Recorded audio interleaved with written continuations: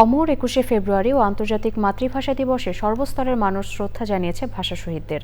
রাত থেকেই বিভিন্ন শ্রেণী পেশার হাজারো মানুষ শহীদ মিনারে শ্রদ্ধা জানিয়ে স্মরণ করে ভাষা সংগ্রামীদের, যাদের বুকের রক্তের বিনিময়ে জাতি পেয়েছে গৌরবের বাংলা ভাষা আর বিশ্ববাসী পেয়েছে আন্তর্জাতিক মাতৃভাষা দিবস। সেই শহীদদের মর্যাদা সমুন্নত রাখার আহ্বান সাধারণ মানুষের। লায়লা নওশিনের রিপোর্ট।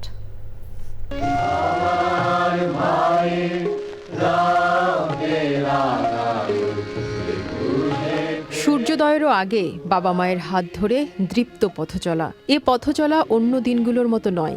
এদিন মাথার ভিতরে কেবলই আমি কি ভুলিতে পারি, আমি কি ভুলিতে পারি।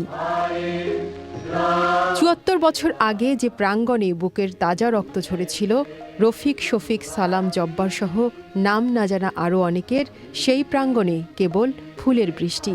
শিশু, কিশোর, নারী, পুরুষ সবার আকাঙ্ক্ষায় যেন একটুখানি শহীদ বেদি ছুঁয়ে দেখার।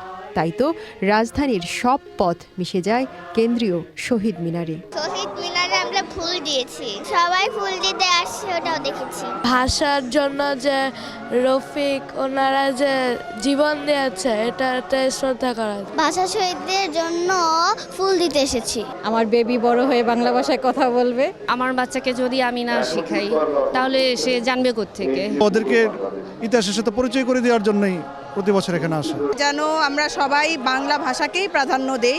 শহীদ দিবসে শ্রদ্ধা জানিয়ে সবার চাওয়া বাংলা ভাষাকে রক্ষার পাশাপাশি বাঙালি সংস্কৃতি চর্চা বাড়ানোর। আজকে আসাটা মনে হচ্ছে আমি বাঙালি এবং আমার যে পরিচয়টা আছে আমি যেন এটা ব্যক্ত করতে পারছি। বাংলাকে অবশ্যই আদালত সহ আমাদের সরকারি বেসরকারি সমস্ত অফিস আদালতের ভাষা হিসাবে প্রতিষ্ঠা করতে হবে। বিভিন্ন সামাজিক সাংস্কৃতিক সংগঠনের ব্যানারেও হাজারো মানুষ শ্রদ্ধা জানায় শহীদদের।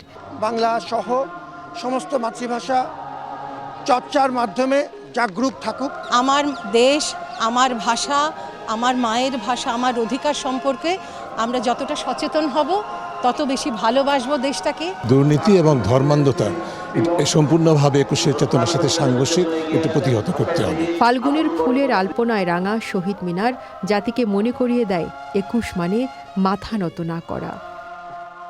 মাতৃভাষার মর্যাদা সমুন্নত রাখতে ১৯৫২ সালে যারা বুকের রক্ত ঢেলে দিয়েছিল, সেই শহীদদের স্মরণে সর্বস্তরে বাংলা ভাষার প্রচলনের পাশাপাশি সকল ভাষাভাষী মানুষদের মাতৃভাষাকে শ্রদ্ধা করার আহ্বান জানিয়েছেন সর্বস্তরের।